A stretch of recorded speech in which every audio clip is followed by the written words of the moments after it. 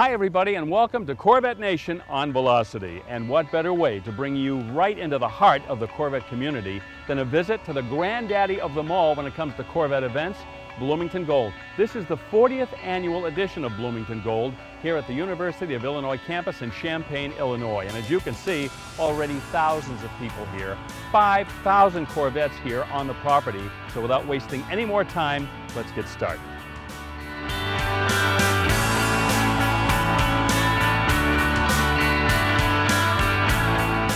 I take a lot of pride in the event. I've loved Bloomington Gold for a lot of years. I've attended for over 25 years. I used to stand back and just be kind of in awe of the cars that were being judged, and eventually had cars of my own judged, became a judge, became in charge of judges, and then look what happens. Next thing you know, I own the thing. But I have Bloomington Gold in my blood, in my veins. I love it, and I'll work very hard to make it successful. Well, you know, Bloomington Gold started out in 1973 as a car corral and swap meet, like a lot of other car events that you would go to at the time. They added segments of different activities throughout the years, but most notably they added the judging aspect of our show. So that differentiated Bloomington Gold from all other Corvette judging events, and actually probably most all judging events in total. The judging process is very involved. Can you take us through step by step? We look at each individual car as no better, no worse than it left the factory in 1967 for the class that I run, which means that we look at the body, we look at the paint, we look at the fiberglass against the originality of what the car was. We look at the chassis, make sure that it's like resembles or close to like the shock absorbers, everything that's underneath the chassis. We look at the interior to make sure that it has been restored properly or an original interior. We also do an operations check, which means that we run through the car, the headlights got to work, the radio's got to work, the heater's got to work, all that kind of stuff. And so basically when we get through with that, you score against a point system, and if the car scores well, it gets a gold certificate. We have an activity we call the Great Hall. It is over a 5-year period. Each year we'll induct 10 people and 10 cars that influenced the Corvette hobby and made a dramatic difference. For example, the first ZR1 in the C4 era, recognizing that achievement where the Corvette began to regain as a true performance car, an international performing car. Another example would be the 1962 Corvette with the 327 engine, with the first year of the 327s. There are some famous race cars that set standards, like the Grand Sport, the 1963 Grand Sport. There's one of those being inducted this year.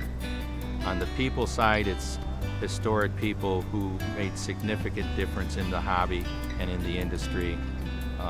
Persons of the names of like Zora Duntov is being inducted this year. Reeves Callaway with the Callaway Corvette Group, and Jim Perkins from Chevrolet, who saved the Corvette in 1996 when it was scheduled to end production. So there are people who made true differences in the industry and the Corvette. You know, being included even in the process to be considered for Bloomington Great Hall is number one, very flattering, very humbling, and a great honor. When I consider all the people who are inducted already and the people who are about to be inducted today, especially when you you consider, you know, Zora, Billy Mitchell, and those people that I haven't had the opportunity to work with Billy Mitchell, but I had the opportunity to know and be a friend with Zora. And you know, when you just consider it, it's almost too much to think about.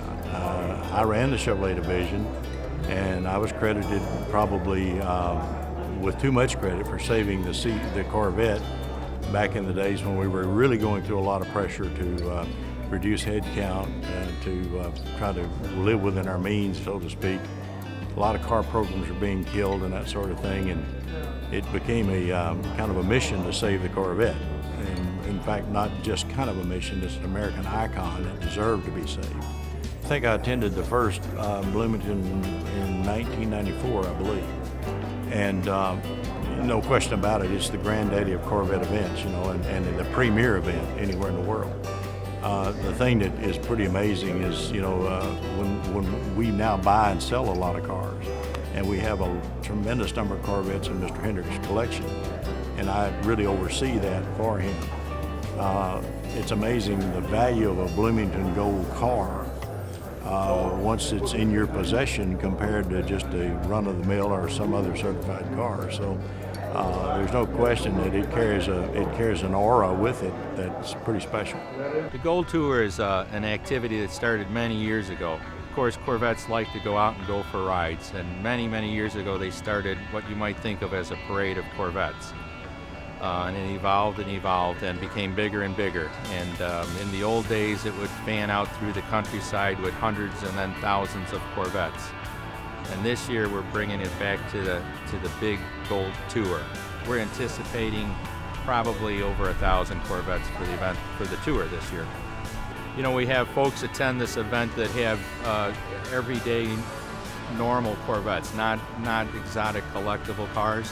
They drive them possibly back and forth to work or on weekends, on sunny days. And then we have Corvettes that are collection Corvettes that you only see once every so many years. So there's everything in between.